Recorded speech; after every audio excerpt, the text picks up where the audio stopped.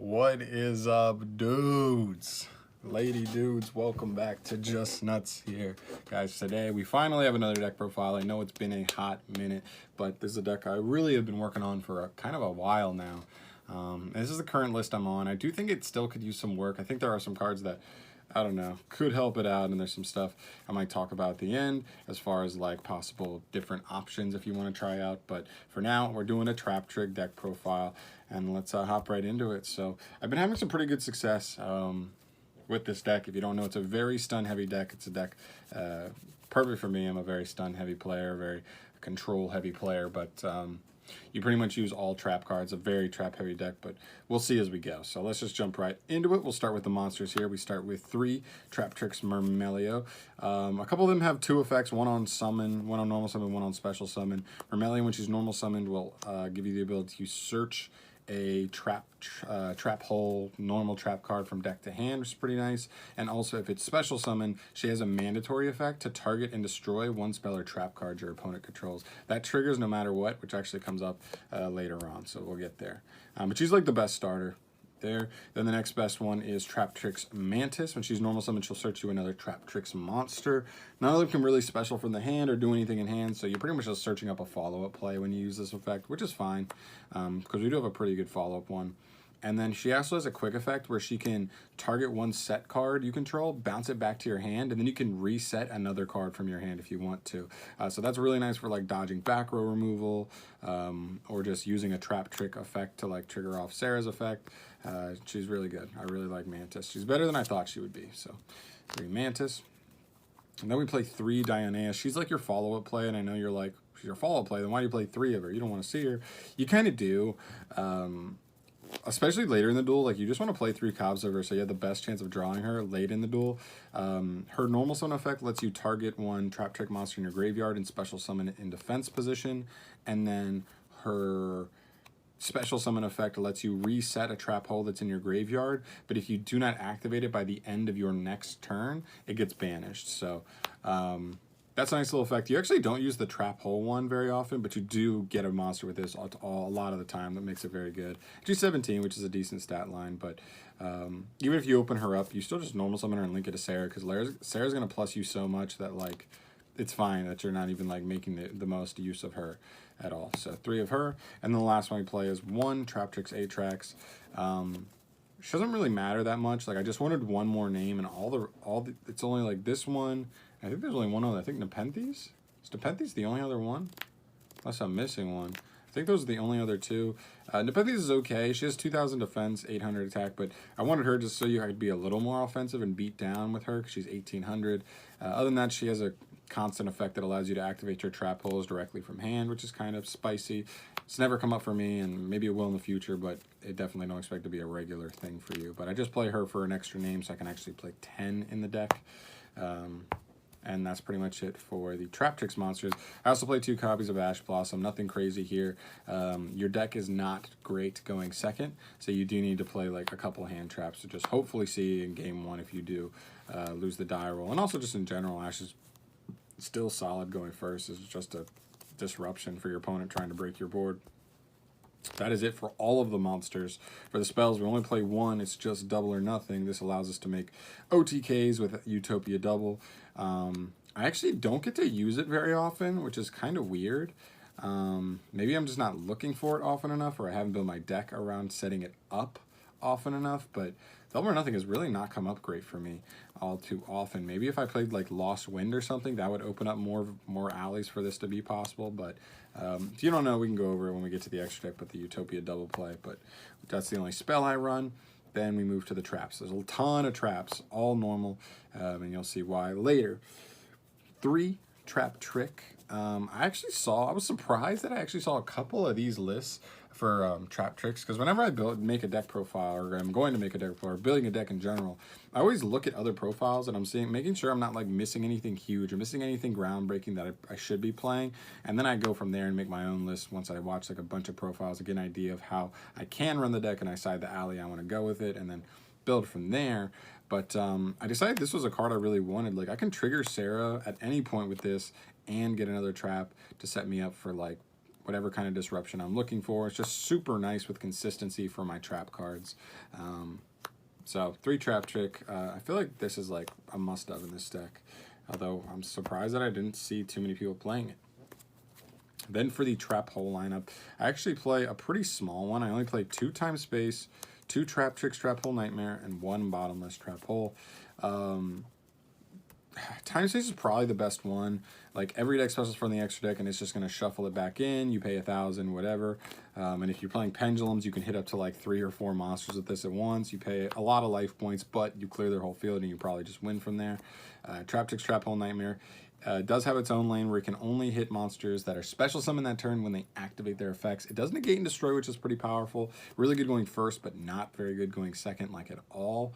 And then Bottomless Trap Hole. I want to play 1 copy of this just because this one is the only one that actually even works against decks like True Draco or Subtears or just general stun deck where you just normal summon everything.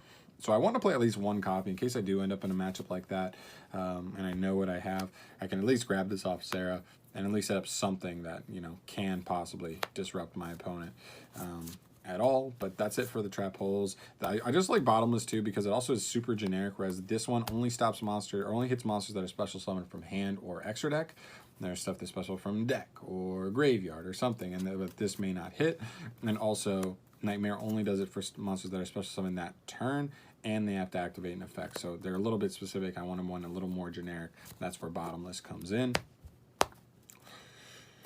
Moving on. Oh, I forgot about these. So I just ordered 3 impermanents online, guys. I know this is not a completely budget deck profile, but I'm trying to make this as meta playable as possible. So I would definitely advise playing 3 impermanents. It's a way to stop your opponent a little bit going second, which is really nice. You kind of have to in a deck like this. You plan on breaking any boards going second. And other than that, it lets you trigger Sarah. It lets you negate stuff. I don't know. It's just good. It's just a good card, man. And if you can play a hand trap in a deck that sucks at going first or sucks at going second, that also helps your engine go, you might as well be playing it. I think it's just has like synergy, but also is just a good card in general. So I think you have to play it in a deck like this if you're really trying to play the most competitive version. And after that, we have 3 compulsory evacuation devices. This is just a really good utility card, just clearing anything off the field. Searchable off Traptrix, and it's just 1-for-1. Helps with your battle phase weakness as well, which comes up all the time, just bouncing stuff when they attack, and then they lose out on their battle phase. You get a free monster from Sarah, all that stuff. So very, very good card. For a card I thought was going to be spicy, but it's actually not that spicy. A lot of lists actually play this card. This card allows you to essentially do a cool combo going first, where you end on like, with just a 2-card combo, this plus any Traptrix monster ends you like Sarah pointing at a Redoer or a Rafflesia or a Bagusco or a Visceral or whatever kind of disruption you want, with a free trap hole, with 3 other cards in hand. Like, you just make that going first, and that's just off of this and a Traptrix monster. So that plus like going second even into certain boards, you can just make a rank 4, which could be enough. Sometimes you can Utopia double kill somebody going second if they didn't really set up disruptions or anything. And it's just also a fine monster to just during a duel to like just get out at some point and then make some rank 4s and let your rank 4 engine do some damage there. And then I play a couple of 2-ups. So I play 2 Torrential Tribute, 2 Heavy Storm Duster, and 2 Storing Mirror Force. These are the last of the normal traps I play. The reason I play 2 of them is so they are all searchable off of Traptrix, which is super important. I didn't really feel like I wanted to commit to playing 3 Heavy Storm Duster. So instead of committing to 3, I just played 2, and I have Traptrix, so essentially I have 5 copies of this in my deck.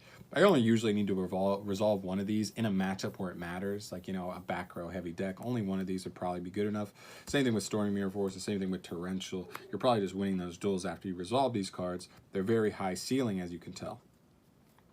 And I really like Torrential as well, just for the fact that going second, it can still be okay, because if either your opponent tries to get greedy and extend a little bit even after you've gone second and set this into their board, you just can have a chance to wipe the whole board. Or on the next turn, if you just summon something, you can trigger it yourself. And also I like this a lot because Sarah's unaffected by trap cards, so that's why I like this. So you can wipe a whole board, Sarah doesn't get destroyed, and then Sarah actually will special summon you another Traptrix straight from deck after you've resolved this. Which is really, really cool to me. I really like doing that. I've done it a couple of times already. And then these are just, you know, these are just generically good. Storming, actually, I might as well say, the battle phase weakness is huge in this deck, so you kind of have to play a card like Storming. So if your opponent attacks, you can Traptrix into this, or if you hard set it, you're just kind of saying like, all right, attack, or you'll lose your whole board. Or and then they just skip their battle phase, and you're just kind of like, ha, gotcha, bitch. I love it. There, and then the last cards I play 3 Solemn Judgment and 1 Skill Drain. These are the only non-normal traps. These do not trigger Sarah's effects, but I think they cover some important weaknesses the deck has. Solemn Judgment is there to pretty much cover any weakness the deck has in terms of like side decks and stuff. Thinking about like what most people are going to be side decking against me, or even some of them having in their main, the 2 biggest weaknesses this deck probably has is to evenly matched and Twin Twisters. So this negates both of those, just negates and destroys it. And even if you don't play a deck that's like running those and can do that to you, this still just like negates a summon. So it's just like an insane like disruption going first. The life points can be tough, especially since Sarah's so small, you know, possibly opening yourself up to being, you know, poked over. But still, I just felt like it was too strong, too good. It covers too many of the stuff that like my other trap cards don't really cover. And even though it doesn't trigger Sarah, I have yet to have a situation where I did not see a card to trigger Sarah. And that's what I was like mad about, that I saw too many judgments. Never a problem. And then Skill Drain's just there because 1, Sarah and Rafflesia are unaffected by trap cards. So this doesn't even affect them. And also, if you special like Myrmelio off of Sarah's effect, and then Myrmelio's effect still activates. It won't resolve because of Judgment, or Skill Drain, but it will still activate, and that's all you need to like get Sarah's effect to get another free trap hole. So like that stuff's really nice. But yeah, it's just really insane card, and I feel like if you can play any of these nasty Floodgates that are at 1, like Macrocosmos or this card, you can afford to play them. I think you might as well play them because they're so good, man, against the meta. Monsters are too important, monster effects too important, so Skill Drain, insanely good. And then we move to our extra deck here. So we'll start with Sarah. 3 copies, obviously. In a grindier match, you're going to end up going through 3 of these. It's just going to happen if you play the deck long enough. Insane effects. If you don't know what she does, real quick, guys. First off, she's unaffected by all trap effects, which is really awesome. And then she has 2 other effects. If a normal trap card is activated by you or your opponent, she can once per turn special summon a Traptrix monster straight from the deck, which is really awesome. And then she has a second effect where if a Traptrix monster other than herself activates an effect, so like the one you special off of her, activates this effect, she can immediately set a trap hole straight from the deck. So really, really powerful. Insanely good. I love that she's unaffected by traps. Comes up in specific situations. She can't be hit by any of the Omni Negate cards. She can't be hit by stuff like I don't know, Salamangreat Roar and Rage. She can't be hit by Orchist, Crescendo, and stuff, or Fog Blaze. Not that people play those anymore, but she couldn't at that time either. And then she just +2s you like every one of your opponent's turns and some of your turns as well. She's just so good, like that. Then we have a couple other like monsters, generic ones: Phoenix, Unicorn, and Borload. So I actually kind of like Phoenix specifically because like you make Phoenix under Sarah. Then not only do you get to pop something and get the redraw, but then Phoenix and Sarah are indestructible by battle, which kind of helps mitigate your huge battle phase weakness by just giving Sarah that immunity to battle for the time being, which is really cool. And then I have Unicorn because if you do make that play, you can just link these up into Unicorn and spin another card. And then in a simplified game state, that can just be game right there. So I really like those 5. Borload, I've never gone into it. I've never even thought about going into it. I've never put enough monsters to really want to go into it. Just hasn't come up. It's still a good card, and I'm playing it for now. But we'll put him off to the side because actually I'm going to bring something up later about him. Then I play a bunch of rank 4s. So 1 Rafflesia, you know, not too crazy why I play her. 1 Time Thief Redoer. This is for the Shade Brigandine play. Not only can you end on him, which is a nice big body that can tag out, but also because Shade Brigandine is a trap card, he also has his additional effect where he can quick effect return any face-up card your opponent controls to the top of their deck, which is an insanely good disruption. Then for the Utopia package, Utopia and Double. And then I actually also still play Lightning right now. The reason I play Lightning is for like hand traps and like weaker disruptions on Double. If I'm trying to go for the OTK and like Double gets hit with like either an Ash, an Impermanence, a Veiler, or I guess like if you're playing Subterrors, if they like Fiendus you, Fiendus doesn't destroy, it just negates and leaves him up on the field, I can still just drop Lightning on top of him and then still like go through my business like that. So I thought it was a nice little like contingency plan. If my opponent does have an unforeseen disruption to keep me from getting the OTK off, I can still put a 5k beater on board, still put some threat in them that way. I'll put lightning to the side again, just like board load though, and we'll talk about him in a minute. And then for the removal, I play 1 Silent Anarch and 1 Tornado Dragon. This is my monster removal. This is my spell and trap removal.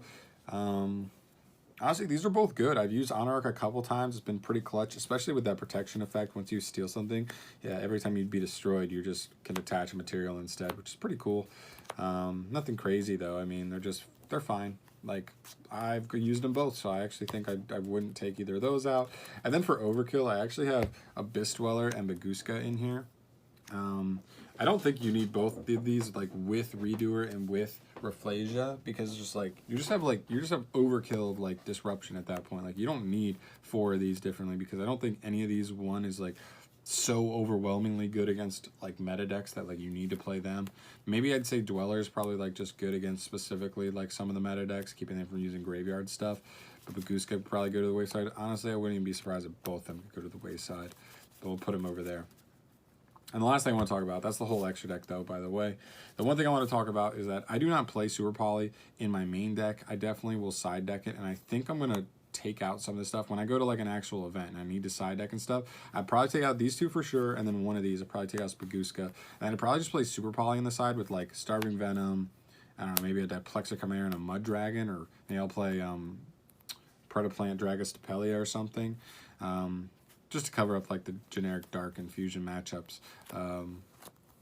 But that's pretty much one thing I wanted to add, is that just like you have space in your extra deck, you can run those, and Super Poly is such a good card. It's at 3 now, so you can consistently rip boards apart with Super Polymerization, which is kind of crazy to think about, but it's true. And I think that's pretty much it, guys. That's pretty much it for the whole list here. Deck's pretty good. I mean, I went 4-2 in 6 duels against Pendulum today, and it's a pretty legit Pendulum list. The guy wasn't like a Pendulum master or anything, but you know, he's a pretty good duelist. Shout out to Chris. And I don't know, that's pretty much it, guys. Let me know your thoughts down below. I definitely want to tinker around with some things here too. There were some other trap cards I was looking at. Generic stuff, like I looked at like some of the Paleozoic traps, because they do come back as monsters. They're normal traps, so they trigger Sarah. So I was looking at stuff like that, but I thought like outside of Dynamiscus, like none of them are like powerful, truly powerful enough to like actually make me want to use them. They just felt mediocre, and then like I'm trading like less powerful traps for like the ability to come back as monsters, which is like a solid ability. It lets me like link climb and stuff, but like outside of that, it doesn't really do much for me. And there were some other cards too, but I can't even remember what they were off the top of my head. But for now, this list has been pretty good to me, and I definitely think you guys should try it out if you're curious about Traptrix as a deck, because straight up, they can play, man. I don't know if they're really tier 2, but if they're not tier 2, I'd call them like very, very close to tier 2. If like tier 2.5 is a thing and tier 2 is a thing, I almost want to call them tier like 2.25, because straight up going first, like, true, it is tough. If you just open like 1 Traptrix monster and 4 traps, it's gonna be tough for any deck to break that board. And that's why this deck's so good. So guys, let me know down below your thoughts. Oh, one more thing. If you're gonna side deck for this deck, you might as well just make like more or less 15 going second side deck cards. Because that's just what this deck just does really well going first, and it does pretty poorly going second. So you just want to be able to go second in the games 2 and 3 and try and get your 2 wins.